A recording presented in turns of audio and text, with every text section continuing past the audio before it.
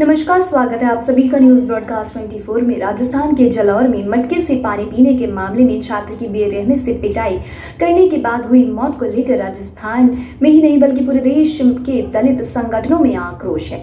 इसी को लेकर आज साइबर सिटी गुरुग्राम में भी बहुजन समाज पार्टी ने गुरुग्राम के मिनी सचिवालय में जालौर हत्याकांड को लेकर गुरुग्राम के जिला उपायुक्त को महामहिम के नाम ज्ञापन सौंपा और ज्ञापन में मांग की गई आरोपी को फांसी की सजा दी जाए। जी हां, बहुजन समाज पार्टी के जिलाध्यक्ष सरपंच विजय खटाना ने राजस्थान सरकार पर तंज कसते हुए कहा कि आरोपी को फांसी दे दी जाए और मृतक के परिवार वालों को सरकारी नौकरी और 50 लाख रुपए दे दिए जाए।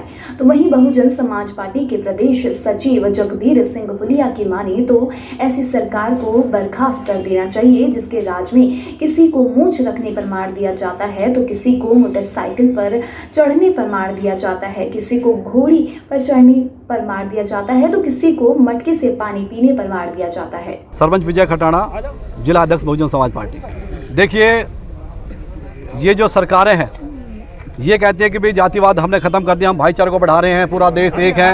लेकिन अगर सच्चाई में जाकर देखें तो जातिवाद की जड़ें इतनी सख्त और इतनी मजबूत हो चुकी है कि ये देश का बंटाधार होने वाला। अगर जाति व्यवस्था ऐसी रही, ये जो बहुजन समाज है, मानव काशीराम साहब ने बहुजन समाज को एकत्रित किया था ना और बहुजन समाज पार्टी बनाई।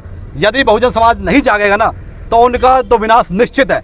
और ये देख लो, सामने जो उदाहरण आ रहे हैं ना कि कभी घोड़ी चढ़ने पे, कभी बुलेट चलाने पर, कभी मटके को हाथ लगाने पर छोटे से बच्चे को मौत के घाट उतार दिया। तो ये किस चीज़ का लोकतंत्र? क्या हम इसको लोकतंत्र की संज्ञा देंगे? ये बड़े शर्म की बात है। और मतलब ये बहुजन समाज पार्टी का उत्तरदायी नहीं है कि भाई बहुजन समाज पार्टी रोष प्रदर्शन कर रहे हैं या ज्ञापन दे।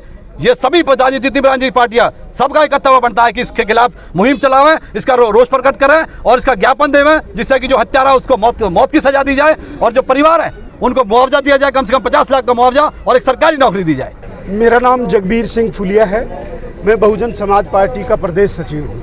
आज ज्ञापन देने पहुंचे थे, क्या था पूरा मामला? पूरा मामला आपको ज्ञात होगा कि राजस्थान के जालोर डिस्ट्रिक्ट में एक छोटे नादान बच्चे को उसके अध्यापक ने पीट के मार डाला।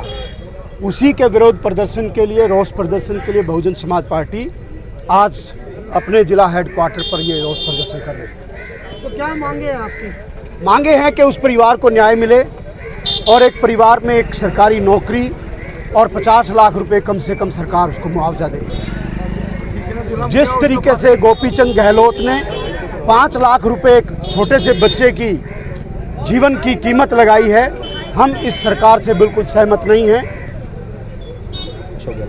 अशोक गहलोत सरकार से, जो राजस्थान में कांग्रेस की सरकार है, और इस सरकार को बर्खास्त कर देना चाहिए क्योंकि जिस तरीके से राजस्थान के अंदर आए दिन ऐसे बड़े कांड हो रहे हैं, किसी को मूंछ रखने पे मार दिया जाता है, किसी को मोटरसाइकिल पे चढ़ने पे मार दिया जाता है, किसी को घोड़ी पे चढ़ने पे मार दिया जाता है। ये मानवीय अधिकार जो हैं ये बड़ा ही दुखदाई है इस देश में आज। मैं रविंद्र तंवर, बहुजन समाज पार्टी जिला प्रभारी गुरुग्राम। बताइए। मैं आपका धन्यवाद करता हूँ, आप लोग यहाँ आए, क्योंकि हमें ना तो न्याय पे विश्वास है ना मीडिया पे विश्वास है, क्योंकि हमारी आवाज़ दबाई जाती है। बाबा साहब ने हमें तीन मूल मंत्र दिए थे: शिक्षित बनो, संगठित रहो, संघर्ष करो। शिक्षा की तरफ हम जाते हैं तो आज आपके सामने जो घटना है, पीने के लिए पानी, जो बाबा साहब ने उस टाइम में लड़ाई लड़ी थी 1932 में, आज हमें मटके से पानी नहीं पीने दिया जाता है। शिक्षा कहाँ मिलेगी? उसके बाद बात आती है संघर्ष की। संघर्ष के लिए आते हैं तो गेट के बाहर खड़ा कर दिया जाता है, गेट बंद कर दिया जाता है, प्रशासन सुनने के लिए नहीं आता। तीसरी बात आती है संगठित की।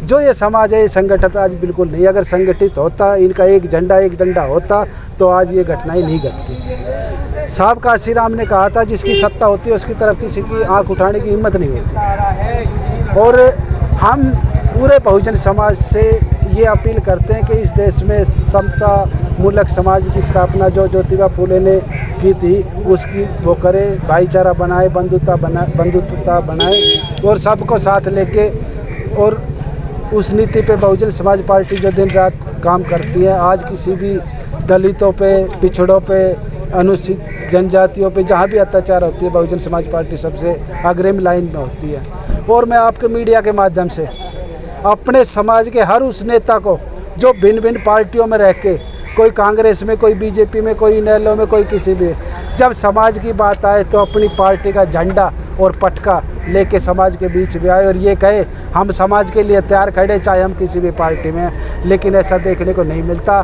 सारे लोग स्वार्थी होते हैं, अपने स्वार्थ के लिए, वोट के लिए समाज के पास आते हैं। जब समाज में कोई एट्रोसिटी घटती है तो कोई भी, ना कांग्रेस वाला ना बीजेपी वाला, क्या उनके समाज का बच्चा नहीं था? क्या कल को उनके बच्चों के साथ ऐसा नहीं होगा? क्या उन लोगों ने इस समाज के हर उस वर्ग के साथ नहीं आना चाहिए था? लेकिन ऐसा नहीं होता। जो भी भिन्न भिन्न पार्टियों में है वो अपने स्वार्थ के लिए समाज को गुमराह करने का काम कर रहे हैं, समाज को मूर्ख बनाने का काम करते हैं, खाली वोट के लिए आते हैं। समाज का बच्चा मरो, बहन बेटियों के साथ बलात्कार हो, चाहे कुछ भी हो, उनको इन चीज़ों से कोई लेना देना नहीं। वहीं इस मुद्दे को विपक्षी पार्टियां राजनीतिक रूप दे रही और कांग्रेस पर निशाना साधते हुए तंज कस रही है। कांग्रेस की सरकार में अनुसूचित वर्ग के लोग बिल्कुल भी सुरक्षित नहीं है। बता दें कि जालौर के सायला थाना इलाके में स्थित प्राइवेट स्कूल में एक दलित छात्र से मारपीट करने के बाद उसकी मौत हो गई। परिजनों का आरोप है कि बच्चे ने स्कूल में पानी की मटके से पानी पिया था। इस वजह से शिक्षक ने उसके साथ गंभीर मारपीट की और इससे बच्चे की कान की नस फट गई थी। इस बच्चे का पिछले करीब 25 दिनों से अहमदाबाद में इलाज चल रहा था और वहां शनिवार को उसकी मौत हो गई। अब तक ले बस इतना ही। देश दुनिया से जुड़े तमाम अपडेट जानने के लिए हमारे चैनल को आज ही सब्सक्राइब कर ले। इस वीडियो को लाइक एंड शेयर करना बिल्कुल भी ना भूलिए।